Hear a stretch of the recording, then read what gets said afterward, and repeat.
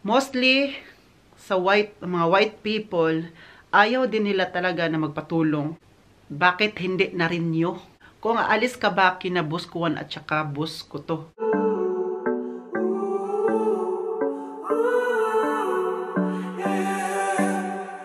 These skies have a different light. Why noise that keeps me up at night? I can't help but think back to you.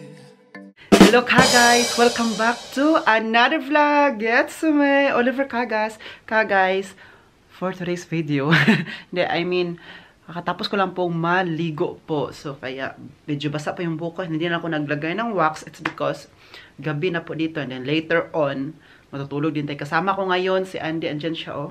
Nakahiga siya. Sila bus ko to ay andon sila sa living room. Naroon ng TV. Tsaka, dapat si Andy andun yun siya, no? Pero mas pinili niya na dito ako siya sa room. Tingnan niyo po doon, oh. Pakita ko sa inyo. Guys, ayun si Andy. Woo! Natulog. So, for today's video po, I am going to make a question and answer challenge or Q&A para maano po natin lahat. Masagot ko po lahat ng katanungan ninyo. And then, nakita ko po kasi yung comment ni Ma'am Riza. Hi, Ma'am Riza Santiago. Yes po. Kita ko yung comment niya na why not Oliver na you will make a Q&A para maisa-isa mo na masagot yung katanungan. Kasi most of na mga comments na natatanggap ko, every vlog ko, ay yun talaga, like, ulit-ulit, like, kasi tapos hindi ko pa naisagot. Kasi hindi po masagot-sagot po, kasi I'm not, ano pa yun, yung isipan ko ay, nasa ibang planeta ata, nasa Mars.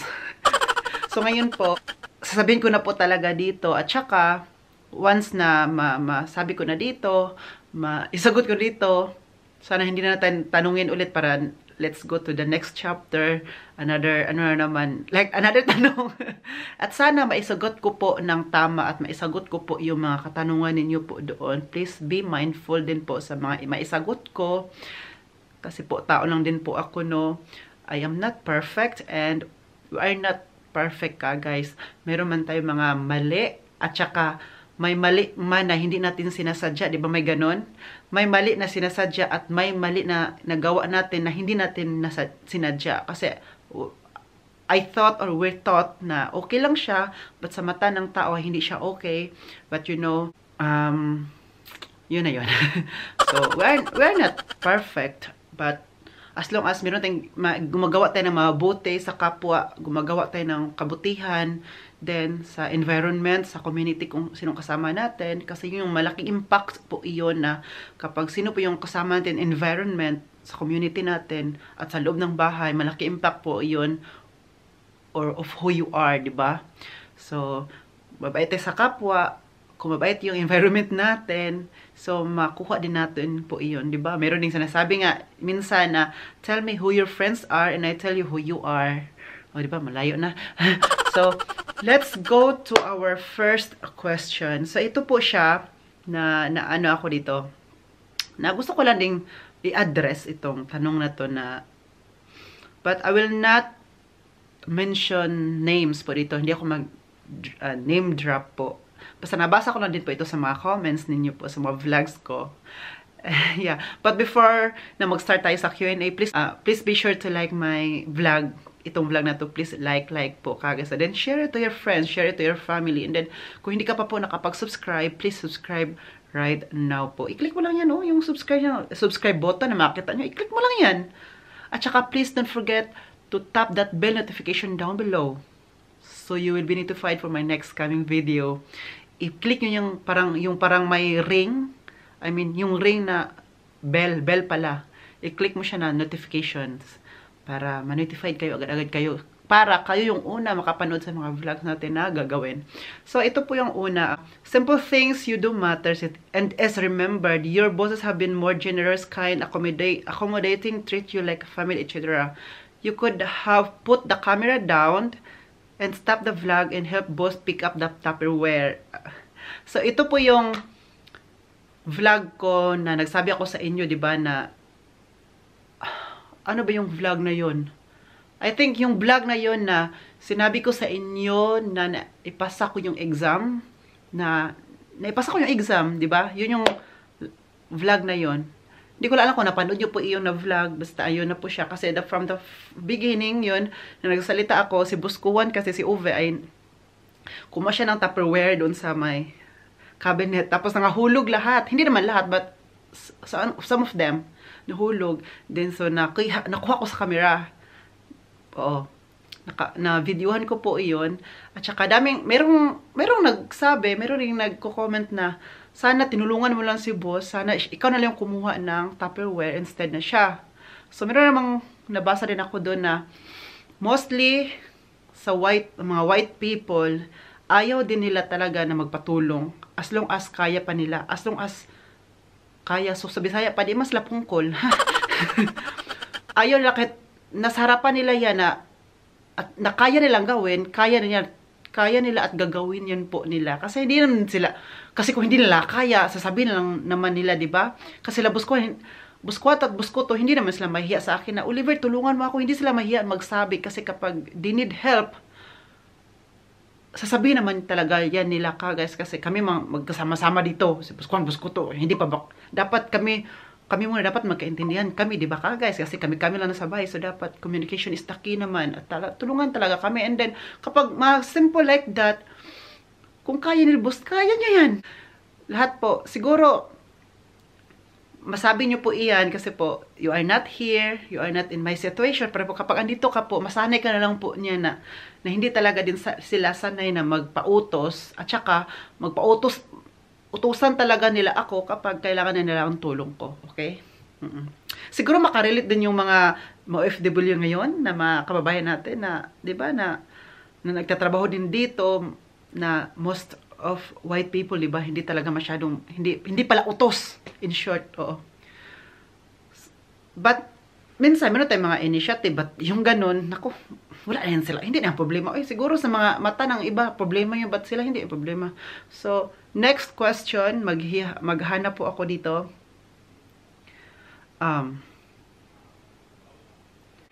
So the next question,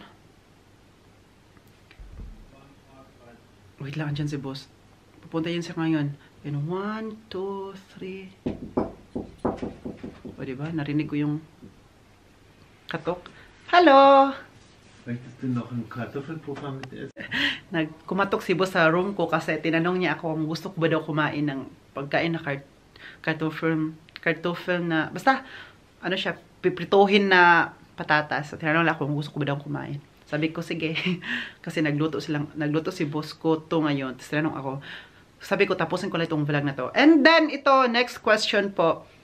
Ito po, talaga ang lahat ng katarungan, no? Mostly, sa lahat ng mga tanong po, hindi ko na sabihin ng mga pangalan kasi I think most of the 90% yun ang tanong. Bakit hindi na renew ni Buskuan at Buskoto yung mga employers mo dyan, Oliver, yung kontrata mo? Kasi most of the time, kapag ano yung kontrata ko, ina-extend, di ba? But, hindi ko pa nasabi sa inyo before, hindi ako nagsasabi sa inyo na, bakit? Hindi ako nagsabi sa inyo dati na na-end yung contract ko, di ba? Wala naman akong vlog niyan na na-end yung kontrata ko. Yun, ngayon lang talaga na natanggal ako ng trabaho. At saka, bakit hindi na-renew? This time lang po talaga yan in my almost 6 years. Magsi 6 years naman ako ngayong May. Ngayong year. So, bakit hindi na-end ang bakit hindi na-renew yung contract? Kasi po, sagutin ko na po talaga ngayon para maano na tayong lahat. Hindi po na-renew. It's because, one, naipasa ko na yung exam. So, ito yung visa ko kasi na dalang-dala dito ay hindi siya working visa. Kung hindi, para siyang, kung alam niyo po yung Ausbildung dito, no, like apprenticeship ba? Na mag-aaral ka at the same time magtatrabaho ka sa isang week. Per week po yun. Yun ang palaging ginagawa natin, Ausbildung. At saka, kung meron ka Ausbildung, it's your, ano ba, parang, yun yung alas mo, na ano ka, yung alas mo na mag-apply ka ng trabaho sa iba't ibang hotel, pwede sa ferry, pwede din sa cruise, ship, kahit saan, or sa restaurant, hotel, mga big 5-star hotel, sa iba't ibang bansa. lalo na sa European countries, pwede yan. Kasi kapag andito ka nag-aral niyan sa Germany, malaking alas mo yan na makuha ka agad o matanggap ka agad sa trabaho. Hindi nila na-renew kasi tapos yung pag-aaral ko, kasi yung kontrata ko is yun dati, yung pag nag-aaral, nagtrabaho, yun yung kontrata ko. So ngayon, kapag meron akong bagong kontrata, iba na. It means working contract na yun talaga. No? Hindi na ako mag-aaral. Like, yung working contract is like per hour na yun. Ang sahod ko is per hour. Kasi kapag yung dati kasi, old contract ko ay naka-fix lang siya per month. Na ganito lang yung oras na trabaho ko at saka ganito lang po yung kikitain ko sa isang buwan. So, meron siya, limited. But this time, kapag ma-working visa ka na, pwede kang maging unlimited hanggat kaya ng katawan mo. Pero, isa lang katawan natin, wag natin abusuhin din, di ba? So, yun po yung rason na hindi siya na-extend. At saka second, sabi ko nila buskuhan to na I need to relax first kasi po sa almost 6 years ko dito, yun lang ginagawa ko. Yun lang palagi yung ginagawa, like daily routine ko, so I need to take a break. Lahat tayo guys, kailangan na mag-break, reset, mag-pause, take a pause, puspusan ta karon ha. Mag-pause tayong lahat para maibalik yung ikaw, mabalik yung mga brain cells mo, mga veins pa, mga blood pressure mo, ano pa yan lahat, di ba? So, kailangan natin yan. Kasi po, kapag once na meron na tayong kontrata, kuha na ng bagong kontrata, so, yun yung todo. Ano naman tayo? Todo, kos. Trabaho, tapos per hour na yun, at saka limit na, or hindi na talaga tayo gagamit ng phone din, kasi per hour na yung sahod, boss. At saka bilisan na yung trabaho, kasi per hour ang sahod. Sinasahuran tayo every minute, every seconds, every hour. So, second, yun. At saka third, yan, yung parang gusto ko lang munang yung second, diba, gusto ko lang muna relax lang po muna, at saka alam na boss yan. Sabi na, Oliver, take your time, don't pressure yourself. Okay? You're young, and you're still young. Forever young. So, third naman po, gagawa pa si boss na kontrata. So, kasi kontrata, hindi naman agad. This is Oliver Cagas. Gagawan pa yan. Itatype mo pa yan. Diba? Itatype sa computer. Tapos may signature pa. Magpirmahan pa kayong lahat dyan. Diba? So, it takes time. At saka, fourth naman, mag-meeting kami na kung kukuha ako, magtrabaho ako sa kanila ulit, magkano ang per hour? Yeah, ang sahod ko per hour kasi iba na yung kontrata. Kasi, ang mga German kasi sinusunod talaga nila kung ano yung nasa kontrata. Hindi nila yung babayain na, bahala ka na dyan ha. At yung kung mag-overtime man, for example, overtime, babayaran din. Instead, meron yung mag-usap kayo, babayaran ba yung overtime or ipunin yung overtime for your vacation. May ganun. Depende sa usapan yung dalawa, both parties. At saka fifth naman, I think wala ng fifth. I think wala ng fifth. So, yun po iyon. Na, bakit hindi na renew ng kontra? Kasi po, kami po talaga nila boss nagsabi na, sabi kasi nila boss talaga na huwag ka magmadali, Oliver. Take your time. Okay? Kasi yung trabaho, andyan lang yan. Nakita kasi nila, boss din talaga guys, na ano siya sa akin ba na, parang akong kinakabahan man dito, na nakita lang sa akin na, I felt lonely, lately lonely, na minsan, hindi lang ako makausap.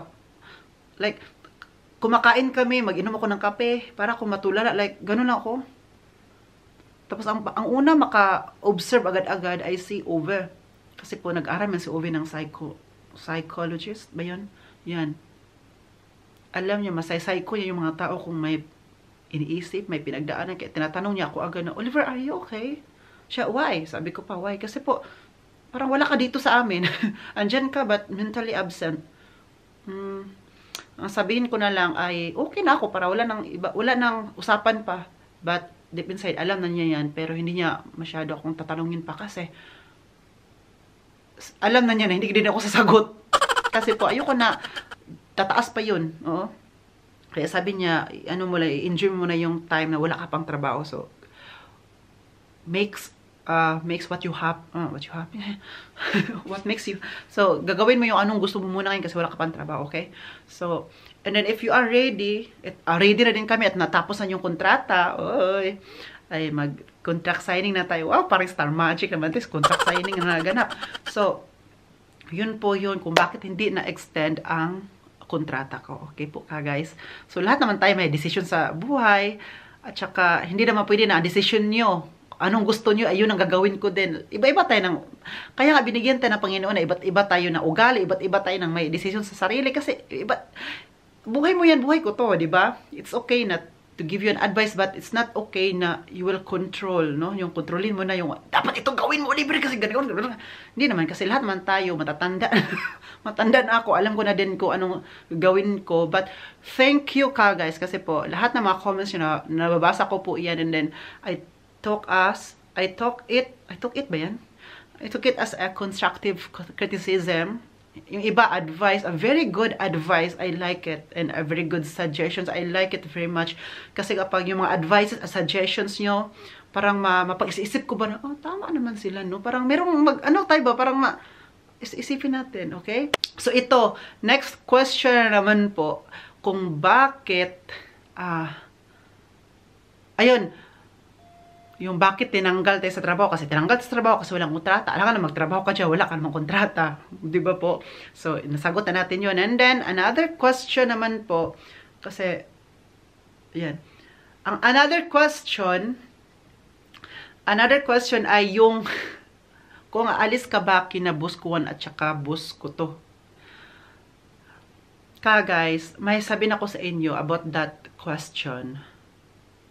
Na, hindi po ako alis kina Buskuan, Buskuto po.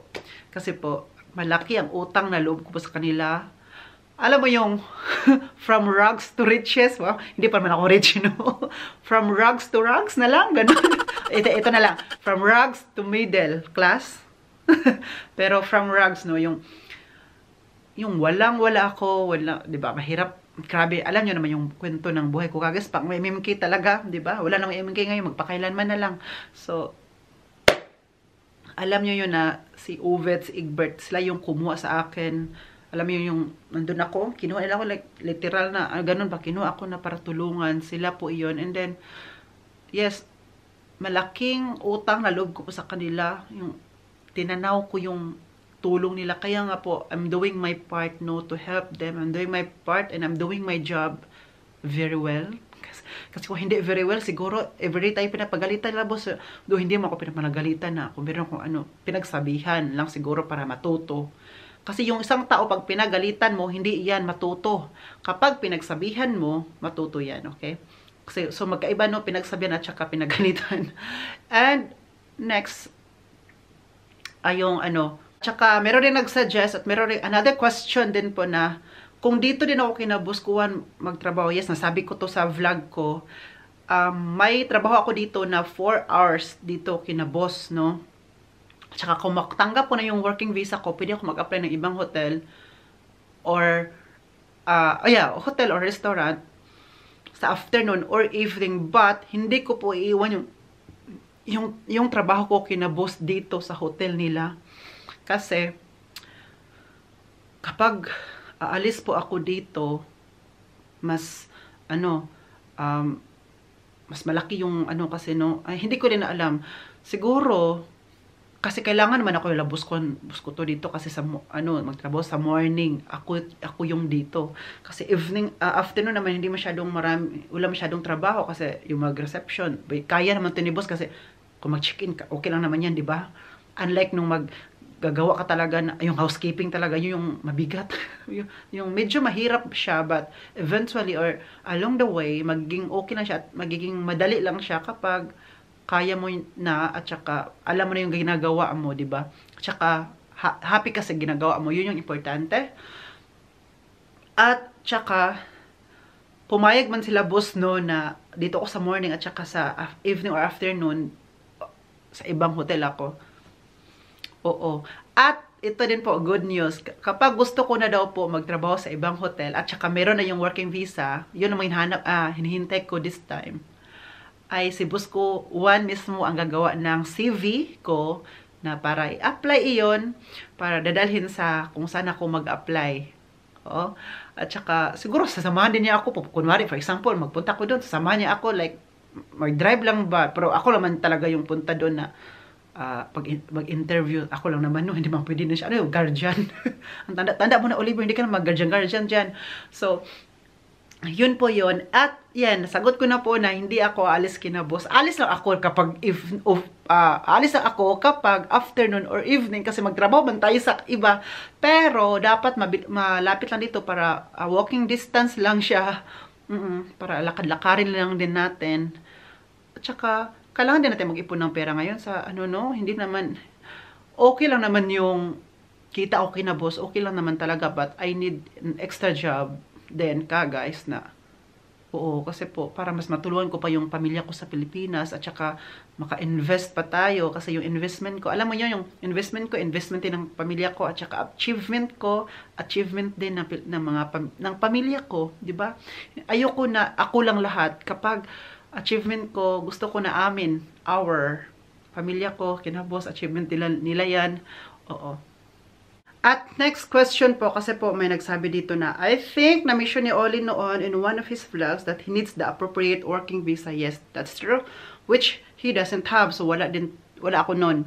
Kasi his student working visa contract is already overdue and done. It looks like they require him to go back to the Philippines to renew and reapply na an appropriate visa to be able to stay legally or in Germany. Correct me if I'm wrong. That's my understanding of this explanation before I could be wrong. So, ito po, kasi yung old visa ko ay yung student, diba ako? But, once na may pasa mo yung pinag-aralan mo dito, automatically, na makakuha ka ng working visa po. So, I don't need to go back to the Philippines para lang po mag-asikaso ng visa ko. Kasi kapag naipasa mo na yon, pupunta ka lang po sa Ausländerbehörde, yung foreign authority dito kung sino magbibigay ng visa sa atin. So, ibigay mo doon, i-send mo yung mga requirements, like for example, yung una-una ipapakita nila, ibibigay mo sa kanila ay yung result ng exam or yung certificate. I-send mo sa kanila doon, tsaka yung passport mo, yes, of course, and then yung Aufenthaltstitel, yung ID mo dito sa Germany, yun. Send mo sila doon, tapos kapag it takes weeks pa yon, di ko alam, baka 2 weeks, 3 weeks, kapag tatawag lang naman yan sila, or matanggap ako ng mail, or yung post, so, na kukunin na siya doon, ayan, na para, ang ibigay na sa akin ay yung working visa tayo.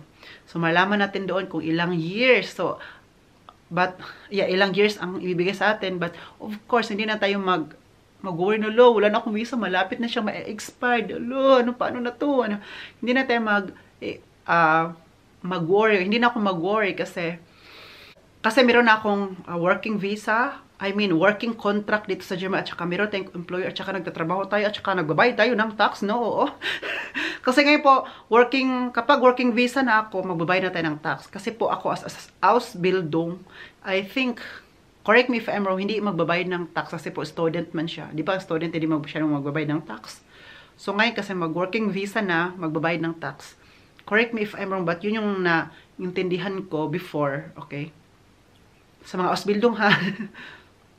So ayan, di ka ba pwedeng ma-extend? Sinabi ko na po dito kanina na hindi pa ma-extend. Hindi pa ma-extend kasi nga, ayun, nasabi ko na kanina. I-replay nyo na lang po. So, maghanap pa tayo ng mga questions dito. Ito po, meron dito. Kasi kung talagang end of contract na siya at hindi na ni-renew yung contract ni Oliver, malamang humahagulhol na siya sa iyak. Si Oliver sa video. Ha? Kailangan, tawa naman ako ito eh. Hindi naman ako iiyak. Diyos ko Lord.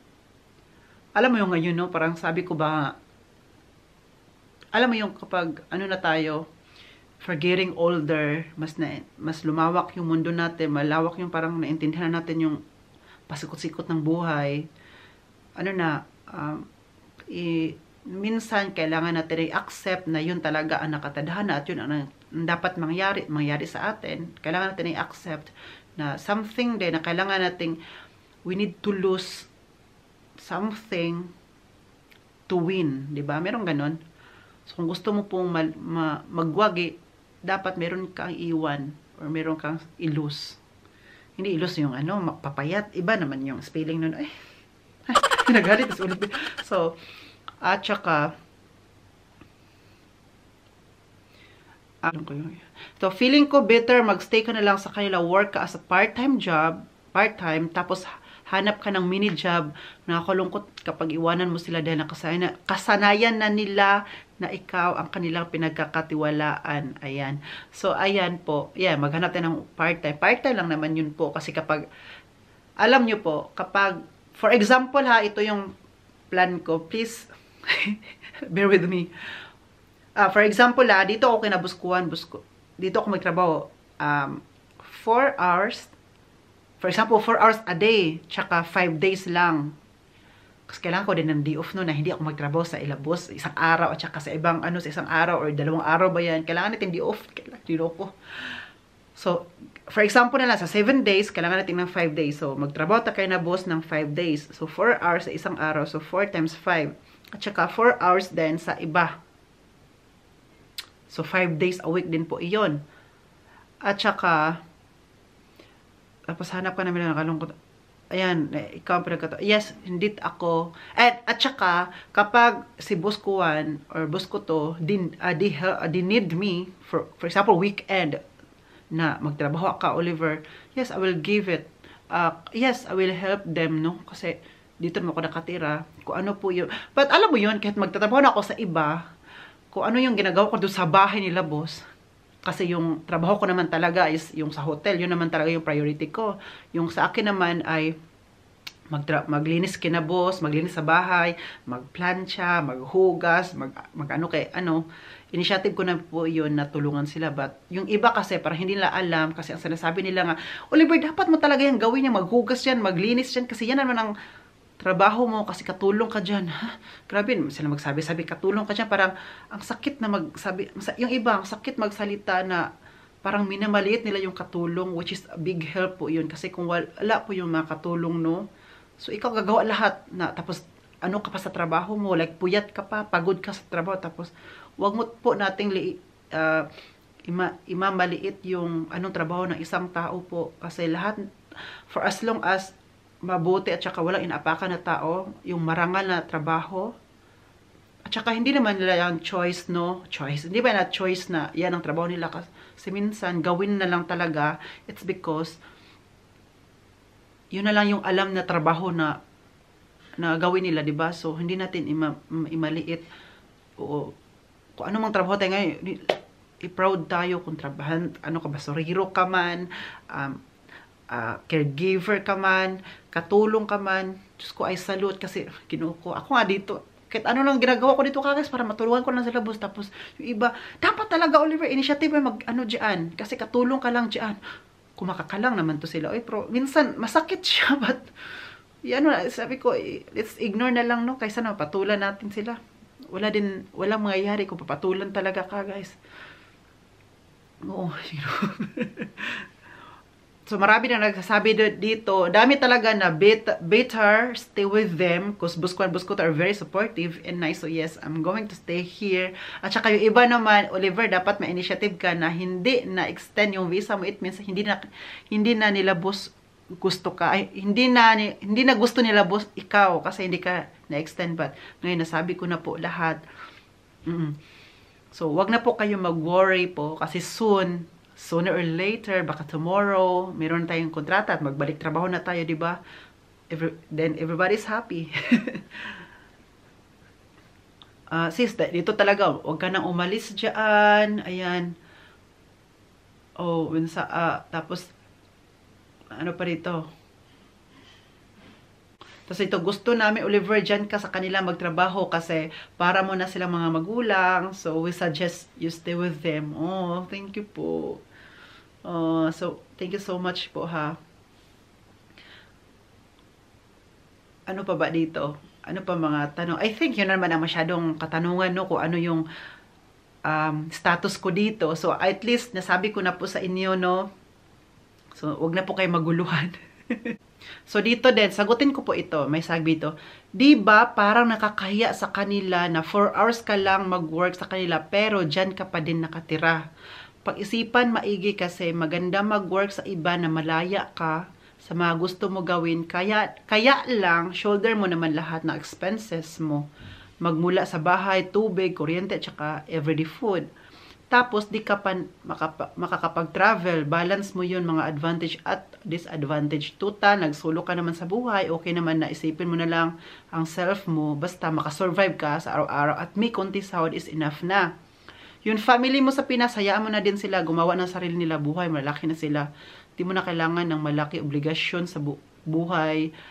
Kaya ka nga di nag-asawa para wala ka iniintinding obligasyon sa sariling pamilya. Pag meron, wala, masama tumulong. Pero kung wala sa sarili mo, that's enough. Ayan po. I think for me, hindi naman siya nakakahiya kapag both parties ay napag-usapan ng maayos at andun yung communication kami ni Buskuhan-Buskuto. At saka, yun naman talaga yung suggestion din ng Buskuhan-Buskuto din na kasi inopen ko yun na inopen ko na, boss, dito ako matrabaho sa morning and after evening, doon ako na mas mabilis lang nag-yes. Wala nang sabi na, alam mo yung hindi pa nag-isip, yes, of course. Oliver, you need, para ano daw, you need it. Alam, kung gusto mo yan, gawin mo. Hindi naman ako finorce, hindi ako pinilit, at saka hindi mo sabihin, dapat magtrabaho ka sa iba. Hindi. But, when I opened it, na ganun, kaya, sabi ko, ay, salamat. Smooth yung namin, yung, nag-usap-usap kami at pumayag agad-agad. Oo. Gusto naman nila boss din po yun ka, guys. Oo. Gusto na magtrabaho ko sa iba, okay? At saka na-open ko yun, ayun. At hindi naman po yun nakakahiya kasi po, kaya nga, hindi po siya nakahiya kasi po, both parties are, ay napag-usapan at saka nag-oo, ayan. At meron din nagtanong din na yung nag-dinner kami, no, celebration dinner, kung sino naman nagbabayad. Sila boss ba daw nagbayad ba daw? And then, nabanggit ko po, di ba doon na ako nag-treat nila boss na doon. So, ako na yung nagbayad kasi treat ko naman yun. Kasi naipasa natin yung exam. So, yun. Sabi ko, hindi pala narinig niya na sinabi ko doon. At saka yung magsabi na magtrabaho okay na dong, or sabihin ko sila Stephanie na maghanap ng trabaho, hindi naman pwede na sa Bon ako mag 4 hours, tapos dito ako sa Badla Aspi mag 4 hours. Huy! Ang oras pa, parang lang siya, i-commute. Si boss tuma. Hello? Bete? Kakakain na daw kami kagad, sabi niya, Esen. Tinawagan na ako ni Uwe. Kakain na daw kami. Sana po, nasagot ko po lahat ng katanungan na gusto nyo pong marinig galing sa akin. At saka maraming salamat po sa lahat ng comments. At saka ngayon sana nyo na po, napaliwanag ko na po lahat at naliwanagan po tayong lahat. Thank you so much po guys. I'm so grateful and thankful sa lahat sa inyo na nag-worry kayo. Sorry po talaga at binigyan ko po kayo ng worriedness. Thank you so much po. Please don't forget to like, share, subscribe po, okay?